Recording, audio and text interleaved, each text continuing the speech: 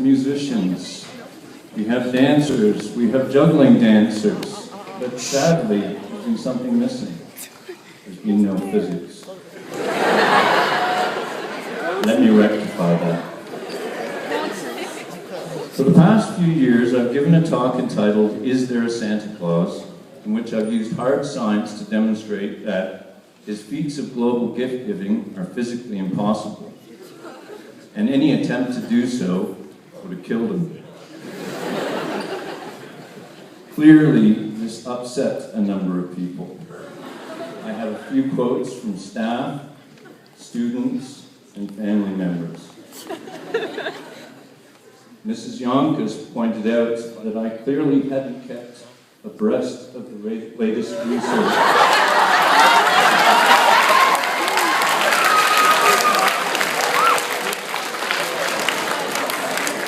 My students indicated that I made the Grinch seem warm and cuddly.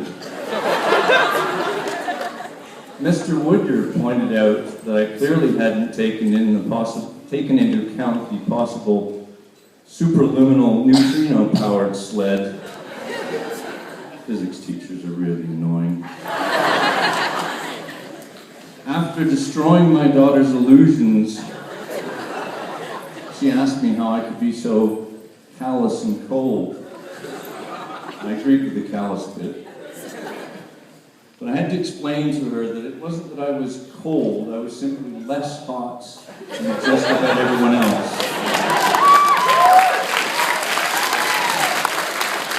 Sadly, Andrea, my wife, concurred. All right, in spite of these devastating remarks, I'm back with some additional research. Is there a Santa Claus version 4.0?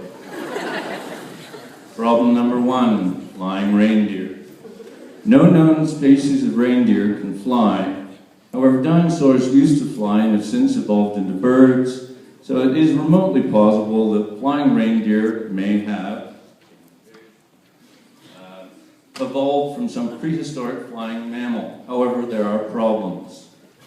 Let's begin with Rudolph and his glowing nose. Reindeer have elaborately folded turbinal bones which are covered in blood-rich membranes. This greatly reduces heat loss, which is ideal for where he lives, but also makes a wonderful home for parasites. According to Odd Halverson of the University of Oslo, Rudolph celebrated nasal discoloration, yeah, you guessed it, parasitic infection. Reindeer antlers are another problem. Reindeers are unique in that both males and females have antlers, but they lose them just before Christmas. The Sami, who are an indigenous Norwegian people, figured out that if they castrated them, they were able to pull more weight and they kept their antlers. Thus, not only was Rudolph plagued by a parasitic infection, he was also castrated. In summary, we have a team of strangely named castrated ruminants led by a parasitically beleaguered outcast reindeer, all of whom have a thrust-to-weight ratio far too small to provide lift. But yes, they're magical reindeer. We've all seen Harry Potter, so it's this little Wingardium Leviosa. Was that Leviosa? Up they go. Problem number 2, number of stops. Santa's job is actually getting a little easier for one simple reason. Though the human population has increased, the number of children is actually going down. But still, there's about 2 billion of them, and by that I mean persons under 18. Santa doesn't appear to handle children of all faiths. That drops the number down to about 15% of the total, which is 378 million. At an average census rate of 3.5 children per household, that's 91.8 million homes. This is, however, based on the fairly optimistic premise that there's at least one good child in each. Problem number 3, speed and time. Santa has 31 hours of Christmas to work with, thanks to different time zones, rotation of the Earth, assuming he travels east to west. That works out to about 822.6 visits per second. That is to say, for each household with a good child, Santa has 1.2 milliseconds to park, hop out of the sleigh, jump down the chimney, fill the stockings, distribute the remaining presents under the tree, eat whatever snacks have been left, wink, can't even do that, get back up the chimney, get back into the sleigh and move on to the next house.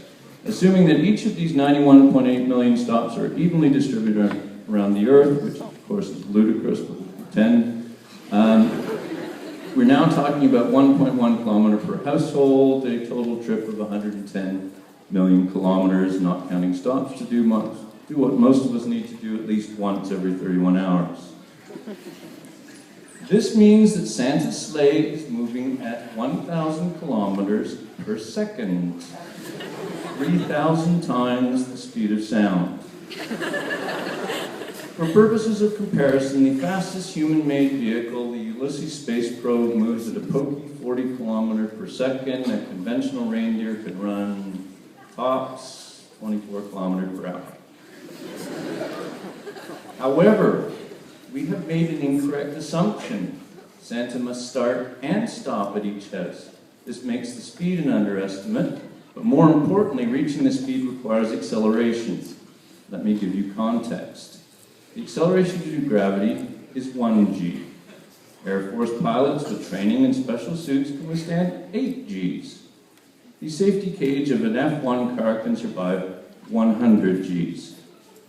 Santa, on the other hand, must accelerate at 2.5 billion Gs.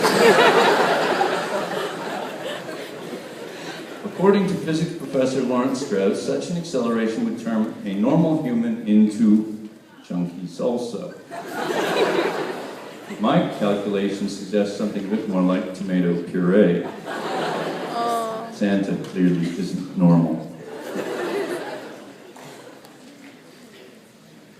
Final problem, number 4, mass and energy. The payload on the sleigh adds another interesting element. Each year it's a different gift. I looked it up. This year apparently it's a Hasbro Transformers Ultimate Bumblebee. And by the way, he's more than meets the eye. This 35-centimeter tall animatronic Bumblebee robot transforms into a 2008 Camaro with lights and sounds. With the touch of a button, robotic Bumblebee comes to life with speech and music featuring Devo's Whippet. That's a little strange, but I digress. Okay, assuming Bumblebee has a mass of 1 kilo, the sleigh is carrying 321,300 tons, not counting Santa, who's invariably described as having a rather large mass-to-height ratio. On land, conventional reindeer could pull no more than 140 kilos.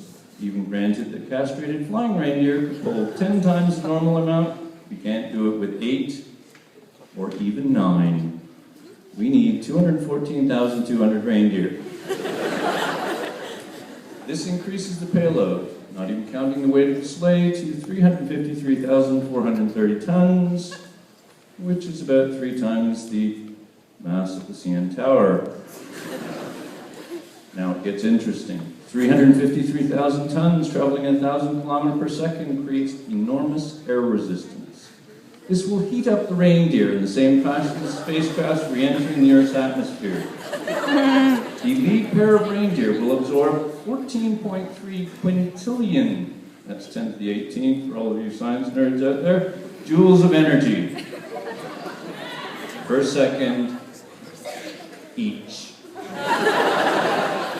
In short, the lead reindeer will burst into flame almost instantaneously, exposing the reindeer behind them and create a deafening sonic boom in their wake.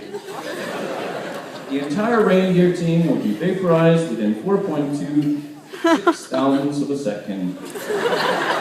Santa, meanwhile, will be subjected to forces 17,500 times greater than gravity.